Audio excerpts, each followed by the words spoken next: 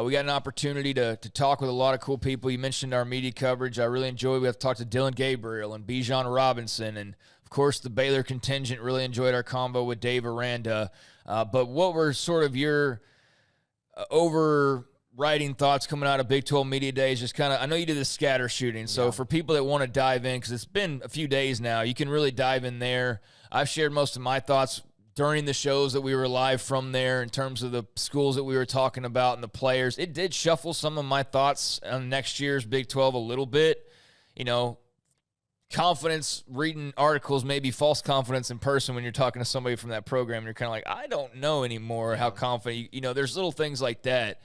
But I don't know. I've let a lot out there. Just, I guess, a summary for you on maybe some of the things that stood out most from Big 12 Media Days as now we get into this waiting game, like you said, of there's another month to go. But, I mean, it's definitely the preseason now after that event wrapped up. Yeah, so I guess it'd only be fair to start with Baylor, right? I mean, I have some thoughts about the rest of the Big 12, probably more so than Baylor, but just quick thoughts on Baylor. I think it was big for all of their players and coaches to talk about how they're moving on from winning the Big 12 championship. And this is a whole new year, a whole new cast of characters, a whole new roster, and it just seems like they're really embracing this role of, yeah, we know that we're the hunted now, but we can't go about our business like we are the hunted. It's going about every single day, every single week, every single game, going through the process, which is what they did a year ago. Felt like that was huge. They all had that, humble but confident mindset, which I think is going to be very important for them. Interesting story about the Blake Shapen, Gary Bohannon thing. I feel like, a lot of people were kind of like, talking about how, Blake Shapen won it at the spring game. Well, based on Dave Aranda's comments, it seemed like it was one before that, and then the spring game was just kind of like, oh, yep, this is what we saw all spring. Confirmation. Yeah, this makes sense, and we're just going to move on with our season. And they respected Gary enough to allow him to move on. It was very clear how much the players respect Gary and how much Dave Aranda respects Gary as well, so I wanted to throw that in there. They love Gary Bohannon. Great leader.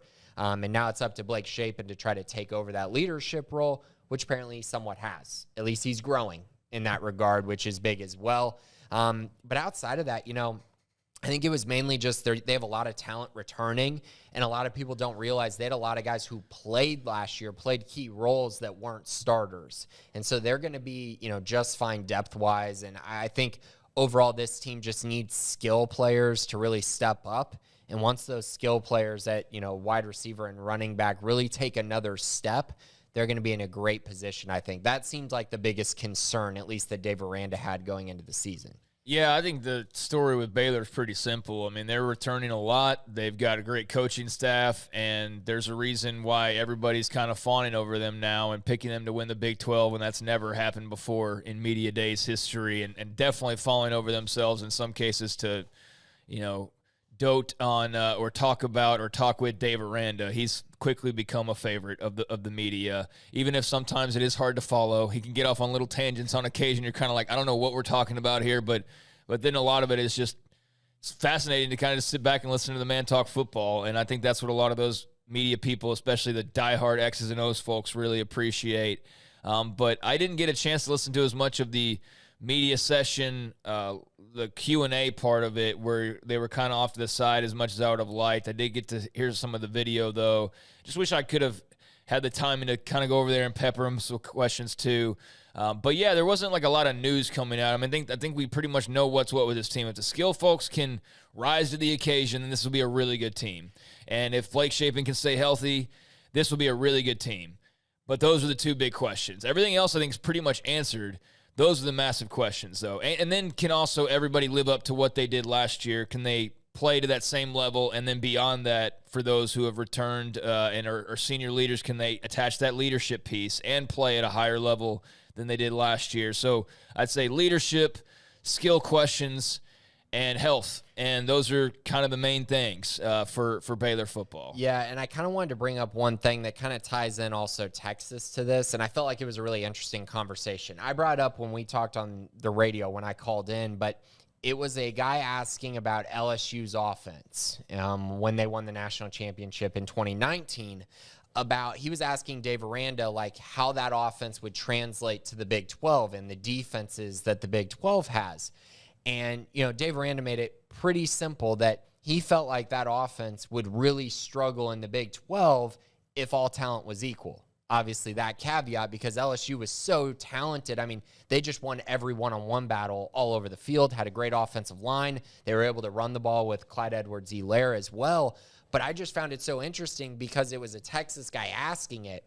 And it's almost like, okay, is Texas really thinking they're just going to roll the ball out and beat 2019 LSU? Yes. Because I think they believe that. But if their talent isn't to the level that LSU team's was, it's clear Dave Aranda feels like that type of offense will struggle in the Big 12. And when you don't have a guy like Joe Burrow, Jamar Chase, Justin Jefferson, I mean, they had just so much talent. I mean, the list goes on, and they had a great offensive line with a lot of veterans on it as well. So I found that interesting and made me really give another think about kind of Texas's expectations this year. Yeah, I heard somebody absolutely eviscerate them as the last day was coming to a close. Somebody from Oklahoma State's, I guess, radio contingent, not the school itself, but those that cover Oklahoma State, absolutely ripped them and felt that they came across as just totally full of themselves and just typical Texas. And I didn't so much get that sense. I really appreciated Bijan. I think he's the real deal. We didn't talk to anybody else besides that. But then he said that, and it's just weird how somebody says something that kind of plants that seed, and then start to kind of look at it, and you're like, they are walking out around here with a whole lot of confidence for not really a lot of reasons, quite frankly. And I don't know. I think they're a huge question mark. They could be really good, or they could be totally underwhelming, because they do have some sexiness at the sexy spots. But do they have that grit and that toughness and that blue collar and all of that? I don't know that they have any of that. Like, you can get dazzled by the distractions of the flashy quarterback, the flashy receiver, the flashy running back. But then all the rest of it's, I don't know, maybe the same old Texas. And if it is, I don't know how much those guys make that much of a difference. Well, and they're starting off the season, unlike anyone else in the Big 12, 0-1. Yeah. Or 1-1, whatever it is. They have a loss. No. They have a loss on their schedule. They're playing Alabama. They are not beating Alabama. Bro, I agree with you. I totally agree with you. But the team that almost knocked off LSU during the year we're talking about was an average Texas team. I mean, they are Texas for a reason, and I don't mean all of the BS reasons that they always state, but if anybody were to knock off Bama and create this totally off-the-rails hype train, it would be Texas. Like, that would be the team to do it and make the expectations totally just ridiculous. But yeah, I know I'm with you. They're not going to beat them. I'm not going to bet on it. I don't think many people will. But if somebody were to do that, it would be them. Yeah, I think that LSU team and this year's Bama team to start the year are at two different points. No, I agree. Like, I'm just telling you. Joe Burrow was just beginning to be Joe Burrow. Bryce Young's already Bryce Young. No, like, I get that. I get all that. But I'm just saying, like, if there were to be any team to make some stupid win in, like, week 2 or whatever and totally flip everything on its head and totally mess up everybody's expectation, it would be that. It would be them, and it would be that game. But I'm not saying that I'm predicting that by any means. I'm just saying you never know. Okay. For all we know, maybe Bijan and Quinn and this whole thing goes off the rails great right from the very beginning. I don't even care to talk about them much more. I'm just saying, like, that's not 100%.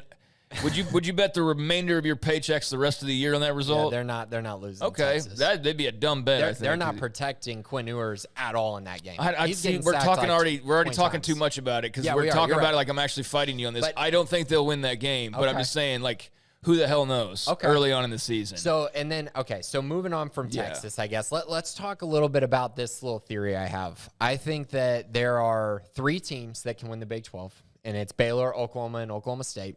And I came off of media days, and I told you, just as frankly as possible, that I was concerned about Oklahoma year 1 with Brent Venables and all the things that he was saying, and just kind of like, we have to rebuild this, we have to rebuild that. And it's like, man, how many things do you have to rebuild, and are you really going to be a good team? But then I dove a little bit deeper, and Oklahoma's schedule is so favorable this year. They get Baylor, Oklahoma State, Kansas State, and Texas all at home or on a neutral site. I mean, that's craziness. I mean, for them to have that kind of easy schedule, I look at their schedule, and I don't think they're going to win less than 10 games this year. And I think that means you're right there in the thick of it in the Big 12. And I was impressed with what Brent Venables was saying as far as the approach that he's trying to bring in and how they need to get better on defense and offense, especially creating an identity on both sides of the football. And I have a feeling that they're going to be pretty good. And the last time they made a big coaching change, it was Lincoln Riley, and he went 12-2 his first year at Oklahoma. And I just feel like Brent Venables is going to bring in a culture that will really favor very well for Oklahoma. I think they're going to take a big step defensively, and be fine offensively, be top 15-ish. And then I think Baylor and Oklahoma State are probably the safest bets to be right there inside that top 3. I just think their schedules fit pretty well, and I also think they return so much talent, especially at key positions. And I'm very confident in all 3 of those teams now. Yeah, they should be all pretty good. I think the Big 12's a wide-open race, but there are some at the top that are a bit stronger and certainly have things playing in their favor, like Oklahoma's schedule. I'm still a little bit curious about them, but I'm always a bit more critical of them and have them under the microscope because I know them a lot better. So I'm going to look at them a lot closer, by their roots. Yeah, my issue is everyone's like, well, what if Dylan Gabriel gets hurt? And I'm like, dude, you could say that about every team in the Big 12. Like, what if this guy gets hurt? Like, no one has a Heisman candidate as your backup quarterback. Like, that just doesn't happen. So I need to throw that out the door and just be like, if they're healthy all year, how good are they and what does their schedule look like? Just tell me they're going to be pretty good.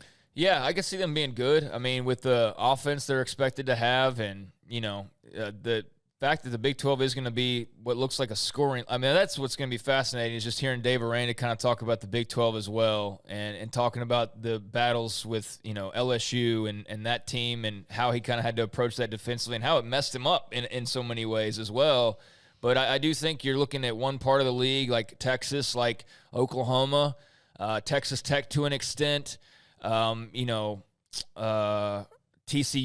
– that are all going to be looking to score a bunch of points and make it more like the old Big 12 in so many ways. And I know that McGuire says they were also going to play great defense. We haven't really seen a team put together the Western Kentucky offense and a solid defense. So I don't think we're going to see the Western Kentucky offense if we're also going to see a really solid defense. But I do think we're going to see them throwing the ball around with whoever that quarterback is, much like TCU will with Sonny Dykes, much like Dylan Gabriel will in Norman, much like Ewers will in Austin, and so on. And then you shoot, Graham Harrell and Neil Brown in West Virginia with JT Daniels are going to throw it around a bit more. So I do think the offenses are going to take a step up, but the defense is still going to be there in Waco, in Ames, in other places. Yeah, I know Joey wants to establish an identity, but here's the thing. It's been 12 seasons since Texas Tech didn't allow 30 points per game. Yeah, it's just in their DNA right now, and you're going to tell me, they're going to bring in this air raid guy who comes in. I mean, these numbers are absolutely absurd. The last 2 seasons where they're throwing the ball all over the place at Houston Baptist and Western Kentucky, they're averaging 103 rushing yards a game. Are you kidding me? They're not running the ball at all. And you're going to just tell me, now he's going to go to Tech, and now they're going to really play complementary football. We're going to run the football. We're going to have a true identity and really help our defense. I just don't see that happening. I don't understand how you would bring someone in and the expectation is they're going to completely shift from what they've done the last 2 years, and that takes a toll on your defense. That absolutely does. If you're going to come out there and throw the ball all over the place and have all these 3 and outs, which does happen in an air raid offense, you're going to have a lot of issues with your defense getting tired, especially if you don't have depth. I think it's one of the more sure things that I have in this conference is that Texas Tech's defense is not going to be very good, and it might not be because the talent's not good. It might more so be because their offense is just throwing it all over the place, and it really is going to hurt their defense at some points during the season. Yeah, I mean, these are all the things that were talked about last week and things that will be cleared up very soon. And that's what I'm very much looking forward to. I am all on board with reading the magazines and the previews and talking about it for a couple more weeks. And it's going to be longer than a couple more weeks. But, man, I'm ready to see some football at this point. I've seen every program pump themselves up and get all the sunshine from recruiting and facility announcements and this transfer and that's, it's like everybody's good. Everybody's great. Everything's heavenly. Everything's good. I want to see who the real deal is now. I'm tired of the talk. I want to see who's going to walk that walk, and I feel pretty confident Baylor's going to walk a pretty strong walk. Now, is it going to be last year? I don't know about all that. That was special. That was special, man. Like to do all of that, a year later would be really tough. But I think they're going to carve out some great memories. I think they're going to be a dang good football team. And just how good record-wise, I still don't know, because it does fluctuate in my head from like 8 to 11, you know, and that's what's tough to kind of still figure out. But it's getting close. We are in the preseason officially.